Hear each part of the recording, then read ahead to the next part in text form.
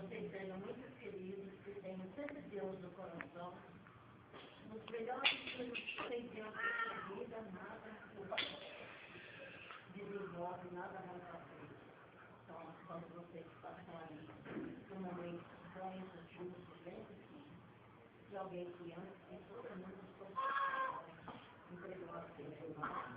Não.